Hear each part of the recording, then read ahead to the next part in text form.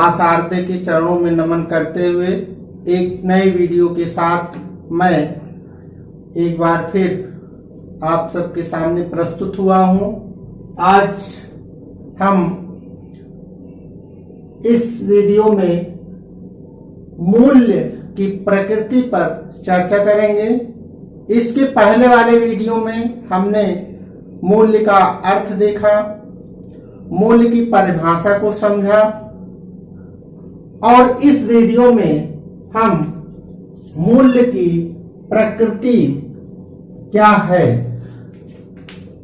मूल्य का क्या स्वरूप है, मूल्य की क्या प्रकृति है, इसको समझने का प्रयास करेंगे। साथियों, मूल्य की प्रकृति को समझने से पूर्व हम एक बार फिर से मूल्य का जो शाब्दिक अर्थ हमारे सामने प्रस्तुत हुआ था उसको देखेंगे। मूल्य का जो शाब्दिक अर्थ निकला था वह उपयोगिता,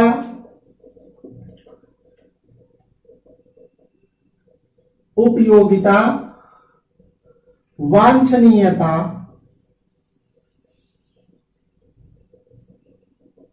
और महत्व, ये शाब्दिक अर्थ हमारे सामने प्रस्तुत हुआ था। जो हमारे लिए वांछनीय है, जो हमारे लिए उपयोगी है, जो हमारे लिए महत्वपूर्ण है, उसी को हम मूल्य कहते हैं। मूल्य हमको सहारा देता है, मूल्य हमको समाज में, राष्ट्र में स्थायित्व प्रदान करता है। मूल्य ही हमको करणीय अकरणीय में भेद करना सिखाता है और मूल्य ही हर व्यक्ति की पहचान होती है। मूल्य से ही संस्कृति और समाज और देश पहचाना जाता है। इसको और अच्छे से समझने के लिए हम एक परिभाषा लेकर आए हैं। मूल्य समाज के विश्वासों, आदर्शों, सिद्धांतों, व्यवहार मानदंडों को व्यक्ति द्वारा दिया गया महत्व है। इसी से मूल्य की प्रकृति स्पष्ट हो जाती है कि मूल्य की प्रकृति क्या है, उसका स्वरूप क्या है, जिसके आधार पर उसका व्यवहार नियंत्रित एवं निर्देशित होता है और इन मूल्यों का विकास समाज की क्रियाओं में भाग लेने से होता है। ये मूल्य की सर्वमान्य परिभाषा हो सकती है, जिसमें समाज के विश्वास, आदर्श, सिद्धांत, व्यवहार के मानदंड, इन सब को व्यक्ति द्वारा दिया गया महत्व है। हम महत्व उसी को देते हैं जिसको ज्यादा पसंद करते हैं। इसीलिए मूल्य का एक अर्थ और आता है पसंद से। पसंद करना भी मूल्य का ही एक अंग है। अब हम प्रकृति पे चर्चा करते हैं। इस परिभाषा के द्वारा जो मूल्य का स्वरूप, जो मूल्य की प्रकृति उजागर होती है, उसको समझने का प्रयास करते हैं। सबसे पहले मूल्य समाज के विश्वास, आदर्श, सिद्धांत तथा व्यवहार को व्यक्ति द्वारा दिया गया महत्व है। ये बात मूल्य की परिभाषा से स्पष्ट होती है कि यह व्यक्ति द्वारा दिया गया महत्व है। व्यक्ति द्वारा दिया गया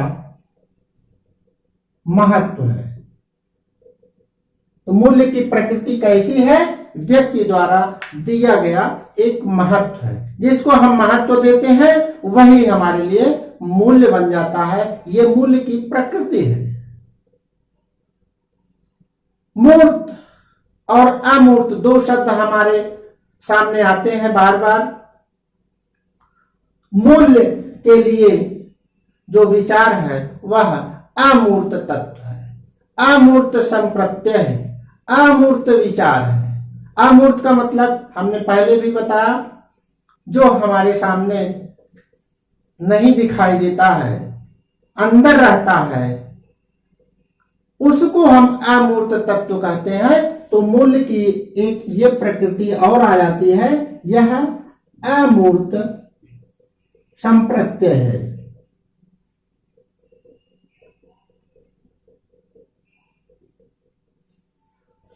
मूल्य अमूर्त संप्रत्यय है, जो समाज के विश्वास, आदर्श, सिद्धांत, व्यवहार, मानदंड को व्यक्ति द्वारा दिया गया महत्व भी है। इसके अलावा परिभाषा से एक बात और स्पष्ट होती है, व्यक्ति का व्यवहार नियंत्रित एवं निर्देशित होता है। मतलब मूल्य का जो स्वरूप है, जो प्रकृति है, उसके द्वारा व्यक्ति का व्यवहार निर्देशित एवं नियंत्रित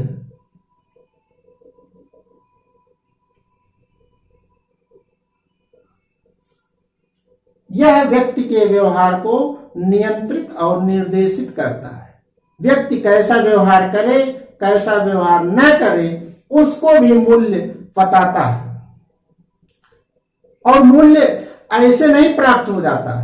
इसका एक गुण यह भी है कि यह दीर्घ अनुभवों का परिणाम होता है। तो हम मूल्य की प्रकृति में एक जो नया गुण शामिल करते हैं कि यह दीर्घ अनुभवों का परिणाम है। दीर्घ अनुभवों का परिणाम है।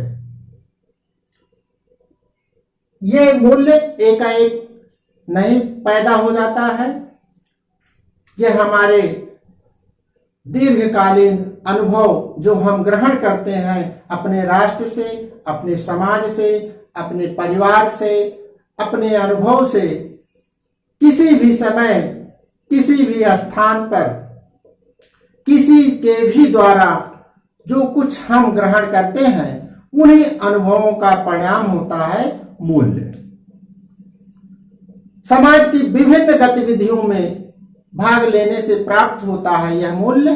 तो एक इसकी यह भी प्रकृति है कि यह गतिविधियों में भाग लेने से प्राप्त होता है। गतिविधियों में भाग लेने से प्राप्त होता है। ऐसा नहीं है कि यह एकाएक कहीं से मिल जाता है, बल्कि व्यक्ति को कुछ परिश्रम करना होता है, कुछ कार्य करना पड़ता है। जब हम विभिन्न कार्यक्रमों में, विभिन्न अवसरों में भाग लेते हैं, विभिन्न लोगों से मिलते हैं, विचार विमर्श करते हैं, हम एक दूसरे को समझते हैं, उन दीर्घकालीन अनुभवों के द्वारा, उन दीर्घकालीन व्यवस्थाओं को समझते हुए, सबको समझते हुए, तमाम गतिविधियों, कार्यक्रमों, क्रियाकलापों में भाग लेते हुए हम अपने अंदर एक विचार पैदा करते हैं, एक सिद्धांत पैदा करते हैं कि यही श्रेष्ठ है, तो हम उसको मूल्य कहते हैं। तो यह विभिन्न गतिविधियों में भाग लेने से होता है। इसके अलावा इसका एक और गुण है, यह व्यक्ति का पसंद है। पसंद हमने पहले ही अर्थ में बताया कि मूल्य वांछनीयता है, उपयोगिता है, पसंद है। हम जिसको ज्यादा पसंद करते हैं वो हमारे लिए मूल्य हो जाता है। हम जिसको सर्वोच्च प्राथमिकता देते हैं, शिखर पर रखते हैं, वही सबसे ज्यादा पसंद होता है, तो वह मूल्य में सबसे ऊपर होता है। यह व्यक्ति के ऊपर निर्भर करता है कि वह किसको ज्यादा पसंद करे। इसके अलावा मूल्य व्यक्ति में मूल्यों का विकास समाज की क्रियाओं में भाग लेने से प्राप्त होता है, ऐसे नहीं मिल जाता। इसके लिए व्यक्ति को सामाजिक क्रियाओं में भागना पड़ता है, भाग लेना होता है। मूल्य व्यक्ति को सहायता देता है। एक यह भी गुण है, व्यक्ति को क्या करना चाहिए, क्या नहीं करना चाहिए, करणीय अकरणीय में क्या भेद है, अच्छा बुरा क्या हो सकता है, क्या अच्छा है क्या बुरा है, क्या सही है क्या गलत है, इसकी भी पहचान मूल्य कराता है। तो इसकी एक प्रकृति यह भी है, सही और गलत का पहचान।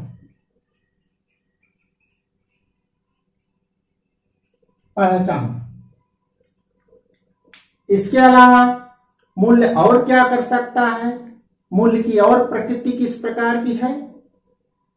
तो मूल्य का जो स्तर है वह 3 भागों में विभक्त है, जिसको हम 3 पद कहते हैं। जिसमें पहला पद होता है ज्ञानात्मक,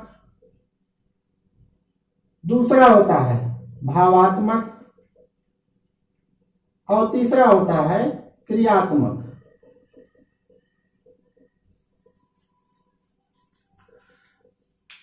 सबसे पहले हम किसी भी वस्तु को, किसी भी विचार को हम धारण कर लेते हैं। हम बिना सोचे समझे उसको अंदर रख लेते हैं, हम उस पे विचार नहीं करते। तो वो पहला पक्ष होता है ज्ञानात्मक। उसके बाद जो कुछ हम ग्रहण किए हैं उस पर हम सोच विचार करते हैं, चिंतन करते हैं, मनन करते हैं, वह होता है भावात्मक। और तीसरा पक्ष क्रियात्मक होता है, जो कुछ हम ग्रहण किए हैं वह हम अपने जीवन में उतारें, हमारे लिए लाभकारी है कि नहीं है, किस हद तक है, कितना उपयोगी है, कितना वांछनीय है, वह होता है क्रियात्मक। हम इन तीनों पक्षों को मिलाकर मूल्य की स्थापना करते हैं। लेकिन इन तीनों पक्षों में जो ये भावनात्मक पक्ष होता है दूसरा, इस भावनात्मक पक्ष का मूल्य से विशेष संबंध होता है। इसलिए प्रश्न बनता है परीक्षाओं में कि मूल्य का किस पक्ष से विशेष संबंध होता है।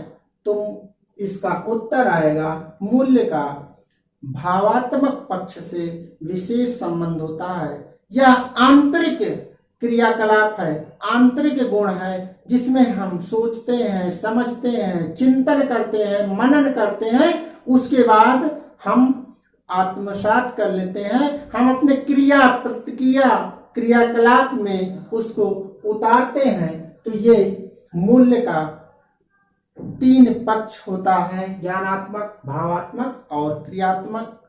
इसके अलावा मूल्य परिवर्तनीय होता है। क्या होता है? परिवर्तनीय। परिवर्तनीय मूल्य क्या होता है?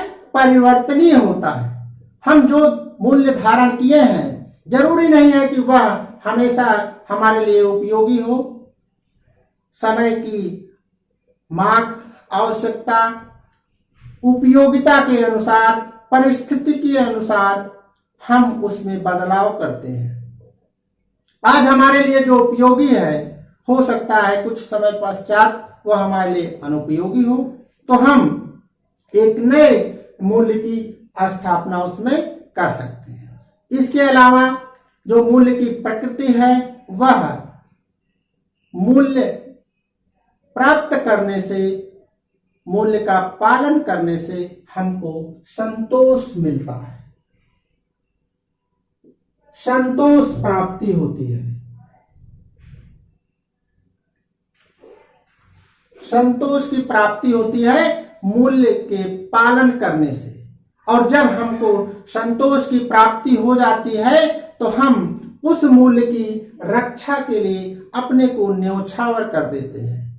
हम मूल्य की जो स्थापना किए हैं उसको बचाने के लिए जिस भी हद तक जाना होता है हम जाते हैं, क्योंकि उस मूल्य की स्थापना से, धारण करने से हमको आधार मिलता है, हमको पहचान मिलती है। हम अपने उस पहचान को बचाना चाहते हैं, उस ख्याति को बचाना चाहते हैं। इसके अलावा मूल्य की जो प्रकृति है वह पहचान होती है। किसकी? हमारी, जो धारण करता है। तो मूल्य की एक प्रकृति यह भी है कि वह व्यक्ति की पहचान करती है। उस पहचान को हम बनाए रखने के लिए हम जो समाज से विश्वास, आदर्श, सिद्धांत, व्यवहार जो कुछ ग्रहण कर किए हैं, जो मूल्य बनाए हैं, उसी से हमारे समाज की, हमारे संस्कृति की, हमारे राष्ट्र की पहचान होती है। तो मूल्य की एक यह भी प्रकृति है। तो अगर हम इसको एक बार फिर समझें कि मूल्य का स्वरूप क्या है, मूल्य की प्रकृति क्या है, तो यह व्यक्ति के द्वारा दिया गया महत्व है। आदर्श, विश्वास, सिद्धांत, व्यवहार के मानदंड जो समाज द्वारा निर्धारित होते हैं उसको व्यक्ति के द्वारा दिया गया महत्व है। यह अमूर्त संप्रत्यय है, अमूर्त विचार है जिसको हम धारण करते हैं। यह दीर्घ अनुभवों का परिणाम होता है, एकाएक अकस्मात नहीं प्राप्त होता है। इसके द्वारा व्यक्ति का व्यवहार निर्देशित होता है, नियंत्रित होता है। यह ऐसे नहीं प्राप्त होता है, बल्कि सामाजिक गतिविधियों में भाग लेने से ही प्राप्त होता है। इसके द्वारा जो व्यक्ति पसंद करता है अपने क्रियाकलापों में, गतिविधियों में भाग लेने से, जिसको वह ज्यादा पसंद करता है वही व्यक्ति के लिए मूल्य बन जाता है। तो पसंद करना भी इसकी एक प्रकृति है और इसी के द्वारा सही गलत का पहचान होता है। करणीय अकरणीय, अच्छे और बुरे की पहचान होती है। आवश्यकता अनुरूप हम उसमें मूल्यों में परिवर्तन भी करते हैं और इस मूल्य के द्वारा संतोष की प्राप्ति होती है। इसी से हमारे राष्ट्र की, हमारे समाज की पहचान होती है। मूल्य 3 चरणों में हमको प्राप्त होता है, ज्ञानात्मक, भावात्मक और क्रियात्मक। ये 3 चरण है, लेकिन भावात्मक पक्ष से इसका विशेष संबंध होता है। इस प्रकार हम मूल्य की प्रकृति को जाने, मूल्य को समझे। मूल्य के अर्थ और परिभाषा को हमने पिछले वीडियो में जाना था। जो साथी हमारा पिछला वीडियो नहीं देख पाए थे उसको डिस्क्रिप्शन बॉक्स में लिंक दिया गया है, उसको देखकर और अच्छे ढंग से समझ सकते हैं, जिससे मूल्य की प्रकृति को समझने में और आसानी होगी। यह परीक्षाओं की दृष्टि से बहुत महत्वपूर्ण है। प्रश्न भी